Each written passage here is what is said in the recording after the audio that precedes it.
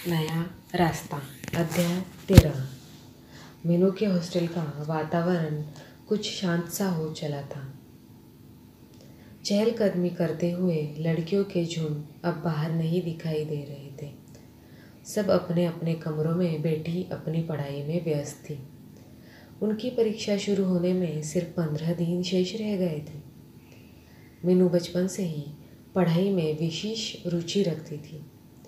परीक्षा के दिनों में तो उसे खाने की भी सुध नहीं रहती थी। वह आजकल कॉलेज भी नहीं जा रही थी। परीक्षा से पूर्व का अवकाश चल रहा था। वह हर समय अपने कमरे में अपनी पुस्तकों के साथ रहती थी। जब पढ़ते पढ़ते थक जाती तो अपनी सहेली माया के साथ बैठ 5 मिनट बातें कर लेती। आज मीनू को कुछ ज़्यादा ही थकान महसूस हो रही थी। उसके सिर में तेज दर्द था। वह अपनी किताब पेट पर रखकर तकिए के सहारे लेट सी गई। मीनू का चेहरा बुखार के कारण तमतमा रहा था। माया अपने पलंग से उठकर मीनू के पास आई और उसके माथे पर हाथ रखा तो दंग रह गई। उसका शरीर ज्वर से तप रहा था। उसे इस हालत में देखकर माया स्वयं ही उसके लिए दवाई लेने चली गई। इस समय मीनू अपने कमरे में अकेली थी। तेज ज्वर के कारण उसके सारे बदन में दर्द था। ऐसे समय में हर किसी को अपनी माँ की याद आती है। बिस्तर पर लेटे लेटे वह अतीत की स्मृतियों में खो गई। एक बार जब वह 8वीं कक्षा में पढ़ती थी तब उसे तेज ज्वर हुआ था। ज्वर में उसने न जाने क्या क्या बड़बड़ाना शुरू कर दिया था। उसकी इस हालत को देखकर माँ की आंखों में आंसू आ गए थे। डॉक्टर ने बर्फ की पट्टियाँ सिर पर रखने के लिए कहा था। माँ ने सारी रात बैठकर बर्फ की पट्टियाँ उसके सिर पर रखी। सारी रात माँ उसी के पास बैठी रही। सुबह जब उसकी आंखें खुली तो माँ के चेहरे पर सारी रात जागने की थकान स्पष्ट दिखाई दे रही थी। परंतु उस समय मीनू का ज्वर उतर चुका था। इस बात का उन्हें संतोष था। आज मीनू को अपनी माँ की याद आ गई। यदि माँ होती तो उसकी कितनी सेवा करती। कितना तेज दर्द था शरीर में।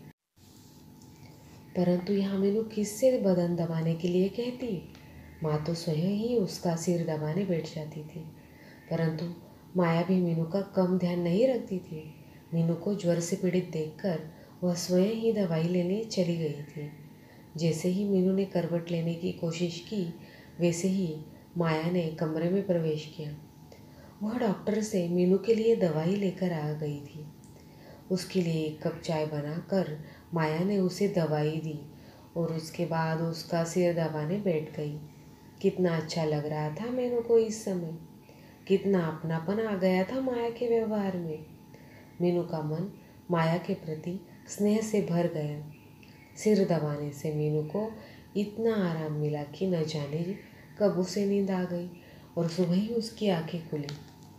प्रातःकाल जब मीनू की आंखें खोली तो उसके शरीर का दर्द समाप्त हो गया था।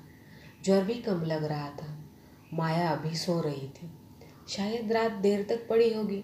मीनू ने अपनी करवट बदली और माया की ओर मुंह करके लेट गई। सोती हुई माया को देखकर मीनू के हृदय में उसके लिए प्यार उमड़ पड़ा।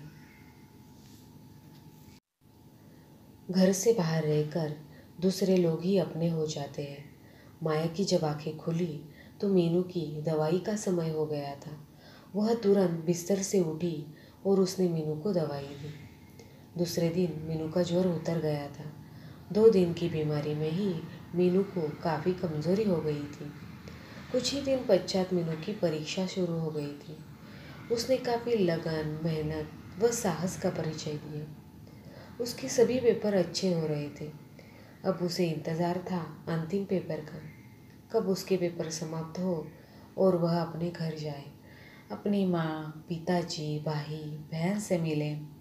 उसे बहुत समय हो गया था। आज कितनी खुश थी वह। उसकी परीक्षा समाप्त हो चुकी थी। कितना उत्साह था उसके हृदय में अपने घर जाने का।